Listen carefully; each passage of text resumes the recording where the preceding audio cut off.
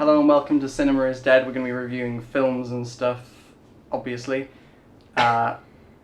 Today with me are two Trekkies. Hello. And we're going to be reviewing Star Trek Beyond, which we've all been to see. Me and Jack at the same time. James, you did it. I think I saw it within the first week. Did you? Oh, wow. Yeah, So you're more hardcore than us. No, I wouldn't say that, no. Just so you know, this is going to be quite I guess it is going to be a bit of a fanboy episode in a way, because we are all Trekkies, but we want to kind of do. We're going to be doing try and give all a kinds fair of things. review and analysis. Yeah. We're going to try and be fairly balanced about it. Although we are fanboys, so please be patient with us. Be patient with our fanboying. It just seemed like an easy one to start off with because we all enjoyed it. Yeah. Obviously, ones which we absolutely hate, they'll come a little bit later. Yeah. Oh yeah. We'll go into that. Thus the name Cinema is Dead. We should have really started off with like slating Suicide Squad, but I just couldn't bring myself to see it. We get to the Let's point. talk about Star Trek Beyond. Right, so General consensus. yeah, so my opinion of it was generally that it was a lot closer to the films I really love, you which enjoy are it? the original series films. I did enjoy it. I enjoyed it with some reservations, but I thought it passed the time well. I thought it was brisk and quite fun. It didn't feel as heavy as the 2009 Star Trek. You haven't seen Into Darkness. I haven't seen Into Darkness because I couldn't bring myself to, because Khan was like just some kind of white guy. I enjoyed it mostly. There were a few... Star Trek Beyond, right? Star Trek Beyond, yeah. There was a few bits where I wasn't sure what direction it was going to go, especially the very, very start scene. Are we doing spoilers in this? We might as well. Let's do spoilers. Well, because I don't know how we're going to talk about it Can I without... shut the door? Okay, Yeah, do it. Basically, at the very start, Spoiler. where Kirk's in that, like, big meeting hall with all those weird alien things. Yeah. That's fine. And they jump down. Like, I was a little bit concerned that the whole movie was going to go along that sort of We line. thought it was going to be too silly. Too goofy, too silly. But it actually pulled out, as soon as that was over, it pulled out of that and it was good. I enjoyed it. What do you think? I enjoyed the I enjoyed the film. Yeah. Again, I would say it wasn't perfect. It had problems, but it felt probably the closest to Star Trek since Felt like Star It's Trek. felt like Star Trek, yes. Since I can't.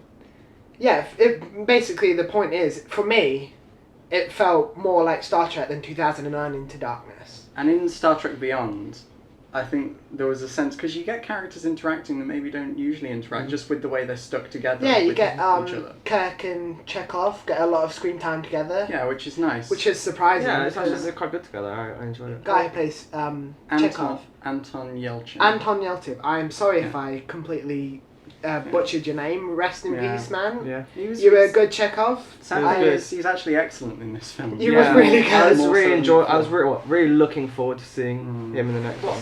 He went out on a good note. You went out on a good note, yeah.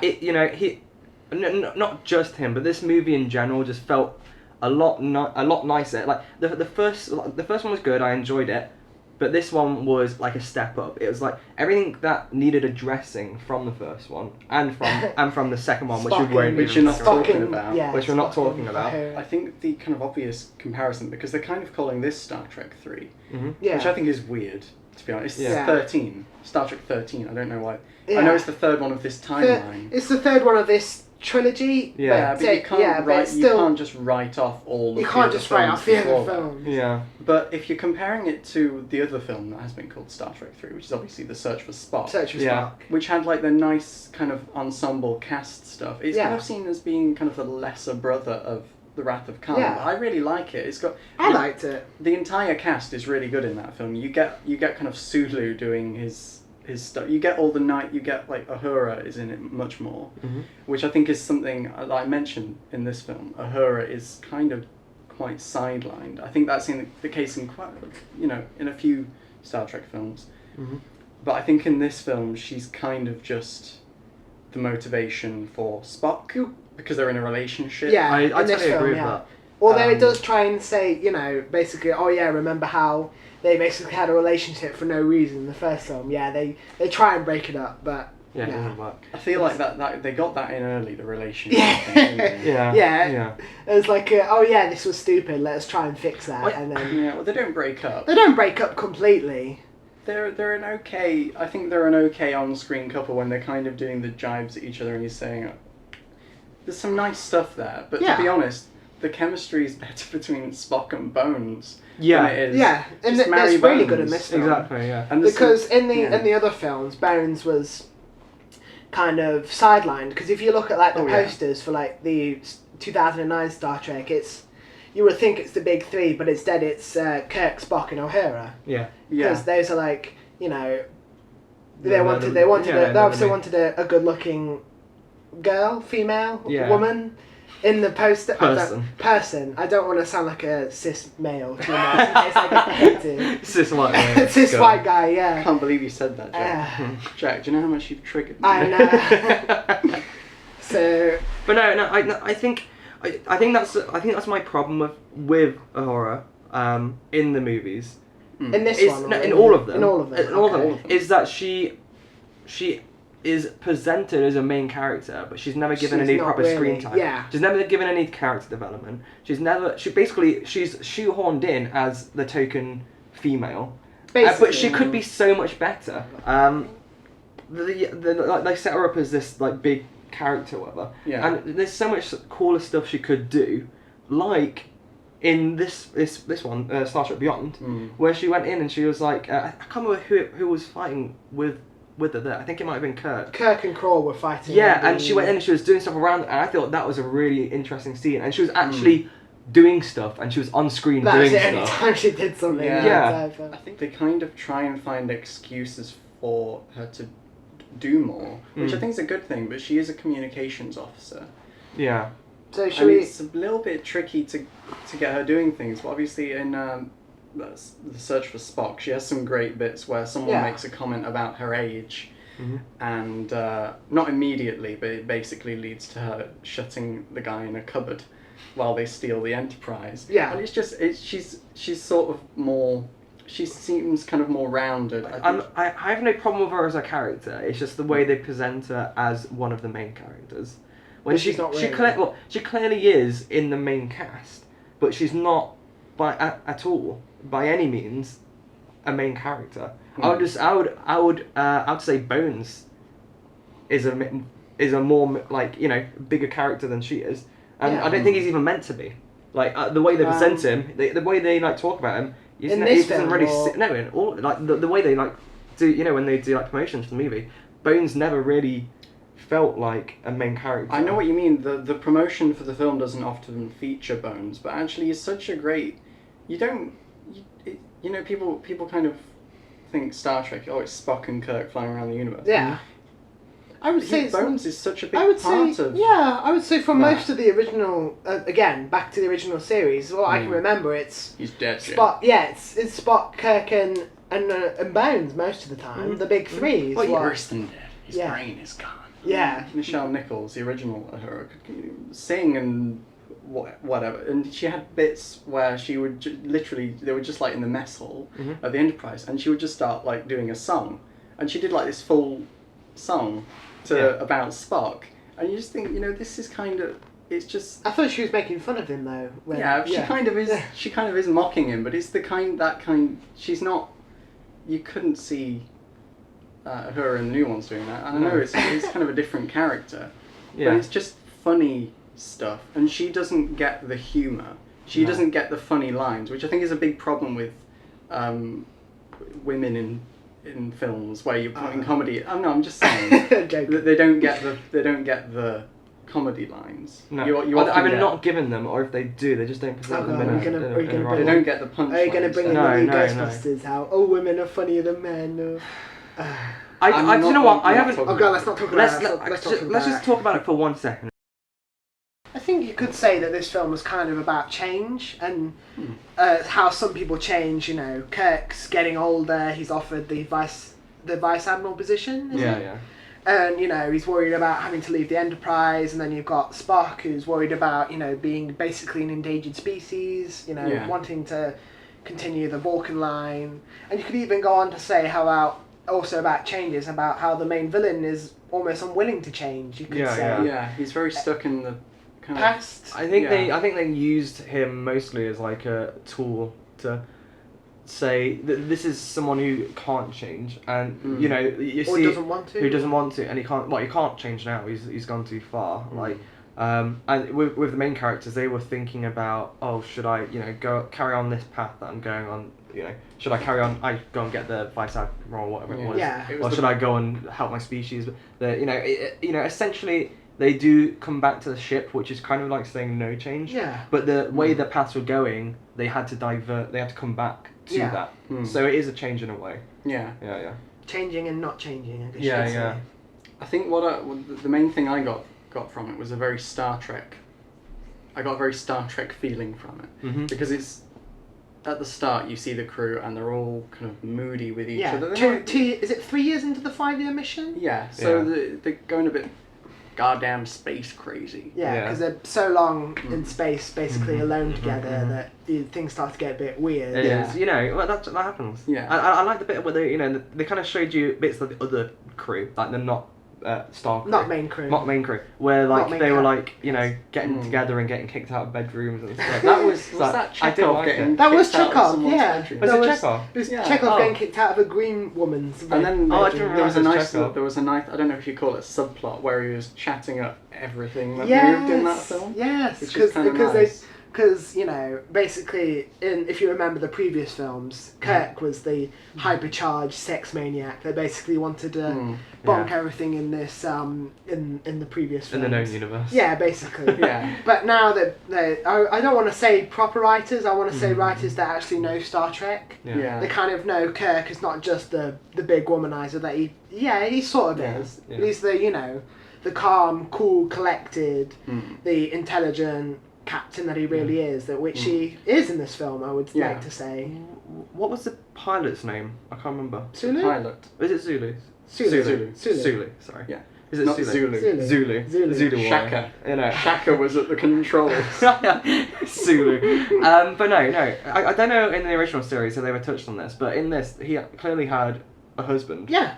He was. Was he? No. I like the way they did that. Like, I feel like a lot of. It wasn't shoehorned. It wasn't. That's what I'm gonna say. I feel like a lot of movies are like, oh, we need to get our gay quota, we need to get our women quota, or whatever like that. So just make. It didn't show it completely on screen, did it? It was more like sort of not center screen, it's just sort of. But it's like it was there. Just make a good movie, and if there's stuff like that in it, it didn't feel shoehorned. Forced. It didn't feel forced. It just felt like, oh, he's meeting his family. Yeah. I It's really natural. enjoy. I It's think after seeing that, it made me feel so much better about the movie because it's like that's how it's going to be in a year's time. It's nice that they're still making Star Trek progressive. Yeah. Yes. Yeah. Because, there have been various occasions throughout the years, because they had. Actually, it's not true that it was the first interracial kiss on TV. Okay.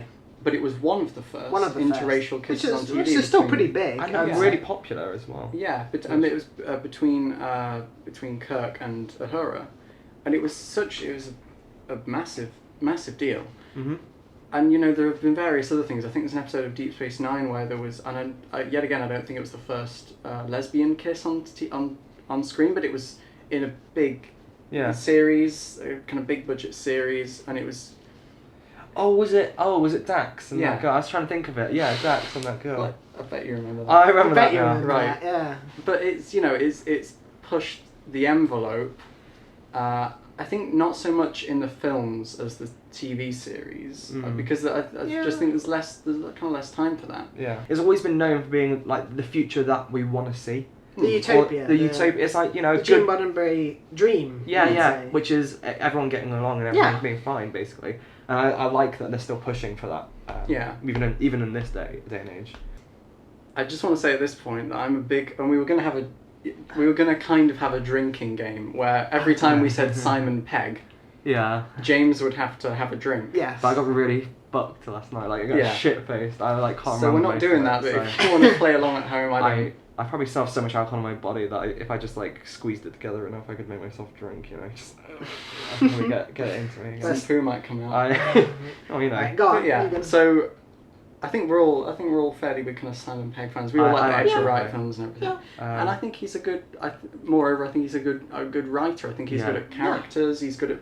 And he obviously loves Star Trek. Yes. Yeah. Which is pretty much always a good point. Mhm. It's always good to get people working on the thing who actually like what they're doing. It's good and bad. Like you don't want a movie to become fan service. Yeah, I guess. But you want someone who's he likes that franchise to be part of it and be able to push it forward. Yeah, and there's a really obvious love for everything that kind of Star Trek stands for, and we were talking about the kind of diversity thing, but also the whole film is kind of about them being reunited, in the sense that they're kind of splintered in the fact that they're kind of moody with each other at the start, and then they obviously all get split up, and it seems to all be kind of them kind of coming back together, kind of thing. And it's a nice kind of theme, and it's all about kind of the unity of not just the human race, but the Federation and what that stands for. So there's a lot of nice stuff going on in there, and I think it's important to say that whatever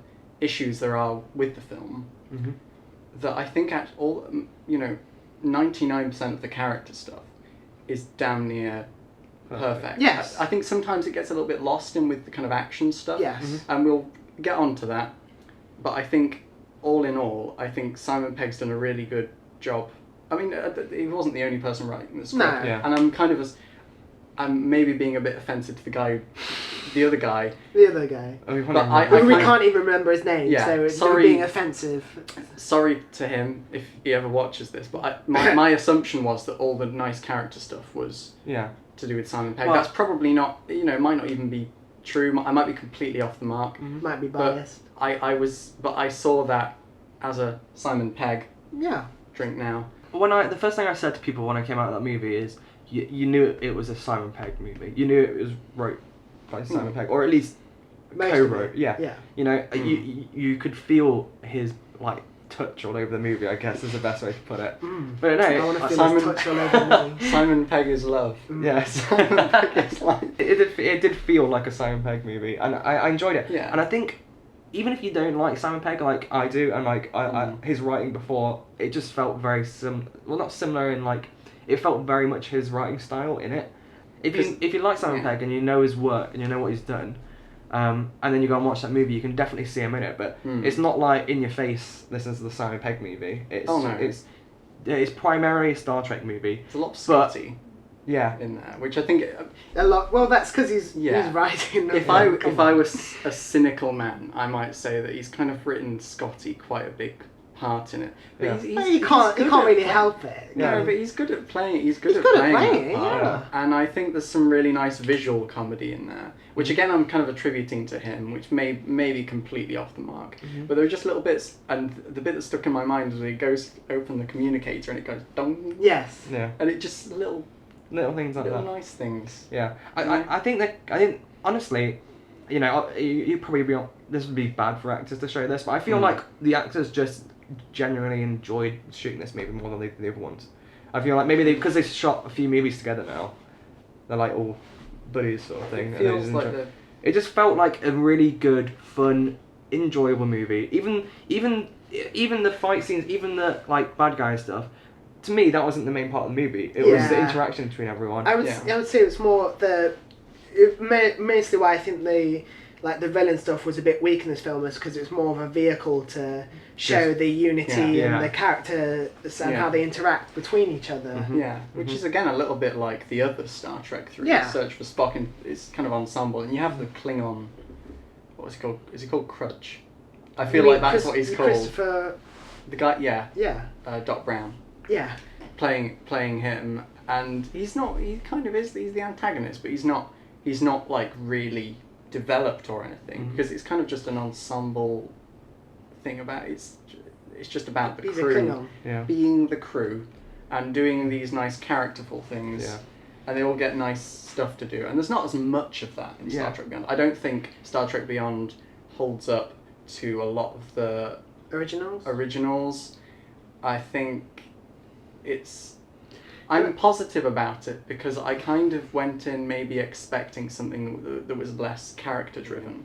Yeah. Shall we? What did you find bad about the movie? Because to be honest, I couldn't see too much bad with the movie. I've got a list. Have you really? You got a list. I'm not I liked so many things about it, but I think it's good that there's a lot to talk about in the first place. Bring out your notes then. Bring out your little notes. The only thing, okay, why just getting that up? The only thing that I didn't enjoy was I felt like I'll go back to the first one. I felt like the first one was a bit too serious. The reboot series, and I feel like this one was a little bit too humorous, Too silly. too silly, and it's not necessarily a bad thing. It's just I feel like they need to tone it down. It's almost in the right place. I think it just needs to be toned down just a tiny little bit for the next movie.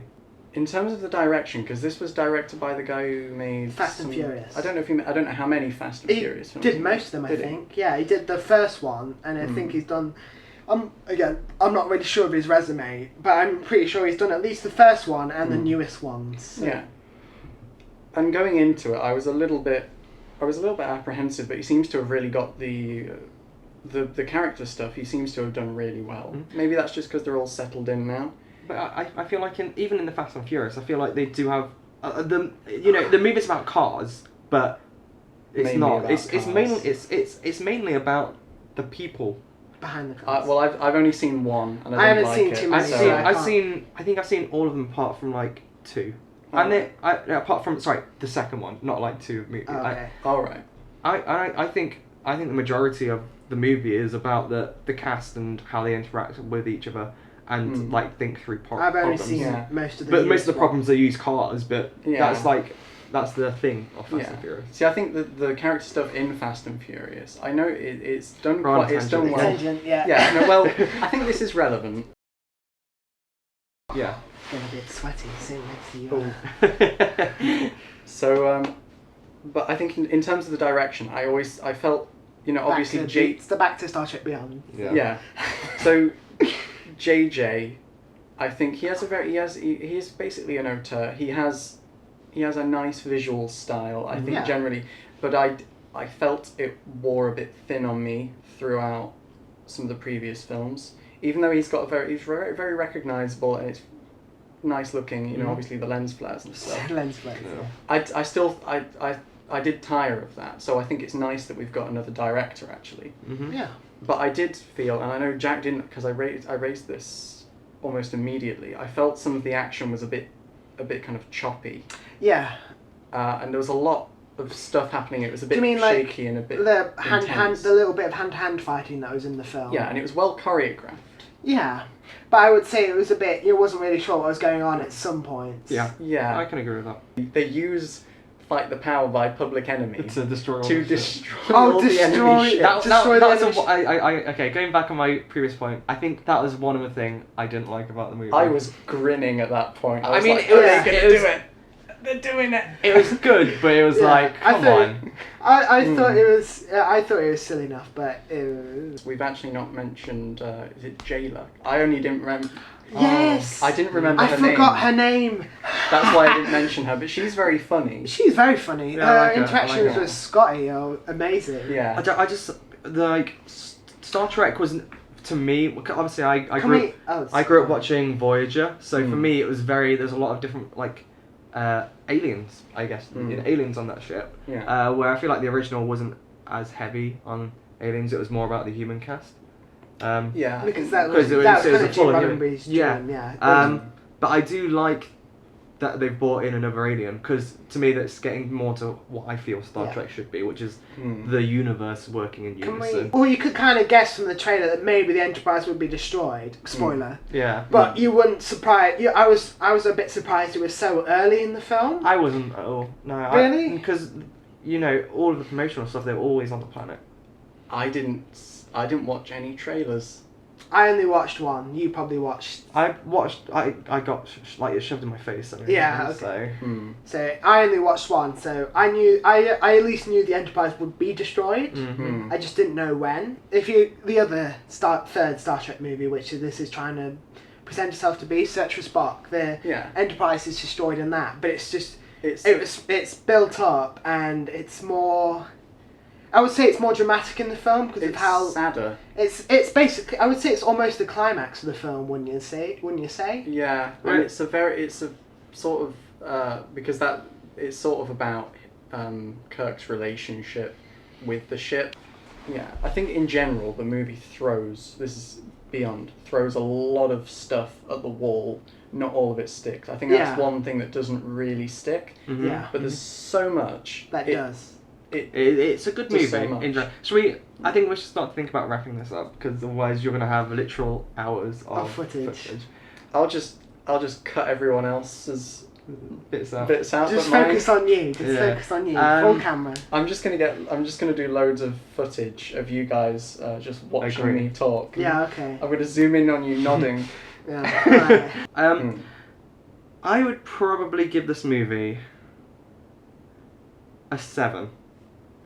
Okay. And a seven for three main reasons, really.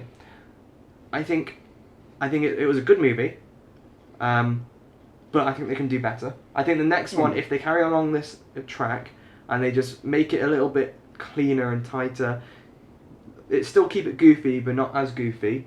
It could definitely be better. Yeah. I liked how the cast interacted with each other, but they didn't utilize everyone they had, and they just they just threw a bit too much in. We're being strict here. I think, Yeah, as I well. think we're being pretty strict. I don't think I'd give a 10 to any movie I would. that I know. I would off the top of probably my head. give. He's doing it. He's doing it. Do you want me to? Go on. I'd give this one probably an 8. Mhm. I really enjoyed the movie. I enjoyed the character stuff a lot more. The characters were more closer to how they were in the original series, or closer to how Yeah. I wanted them to be. I would say the only problems I had with the film was, again, probably some of the villain stuff was really weak. Was probably weak. Yeah, I can't even really remember. Most I of can't the remember. villain stuff. I barely remember the twist that he was actually a Starfleet captain. Yeah. Isn't it? Yeah. But yeah, I still Probably. say this is one of probably the best Star Trek films I've seen in a while. Yeah. So Your score? Oh man. I'm gonna go with either between 6.5 and 7 because I don't think it's quite. Can I just? Not I want to quite put this there. out I right would now. say- I think we reserve the right to review any of our choices, yeah, Yeah. any of our ratings. Mm. So we reserve the right in a future video if we want to go back and if say I could actually. go back and say maybe an 8 was a bit too high or maybe a Yeah. bit too low. Yeah. So I think if Just say it. Come on. I think probably a 7 because it left me with warm fuzzies at the end, and there's some stuff. If you like the original series, there's some really nice stuff at the end. There's kind of an homage to Leonard Nimoy Yeah, which was really at the nice. end, which is it does leave you with warm fuzzies. yeah, even if homage it's to the original crew even, which Oh, is yeah. which was really nice. I wonder if they're going to do a similar thing with Anton. yeah. Well, at the end of the film, it did say for Anton after For the Anton. credits. For Anton. But I wonder if they'll be doing. Well, they've obviously got to mention it or mention something about it in the next movie. It's gonna be a bit sad, Yeah, Oh, it it's gonna be really sad. but it's. is what it is. Yeah, and I just want to take this opportunity for you out there. Anton Yelchin was also in a film called Green Room, which was really nasty and Positive kind of- reviews. yeah, hard to watch. But brilliant. He's fantastic in the film, and he's fantastic in. And this one, which In is this one. which was honestly a surprise, I would Mm. Yeah. say. So if you want to see him in maybe something that's A bit more gritty, a bit. Really I haven't gritty. watched it, but hard to watch kind of gritty. Yeah. If you're looking for something that he's in, if you like him as an actor, Or just Go want to pay, watch- or just want to pay your respects, I guess. yeah, see his works. You know. Go watch Green Room because he's fantastic. I've said he's. It's just a brilliant film. Yeah.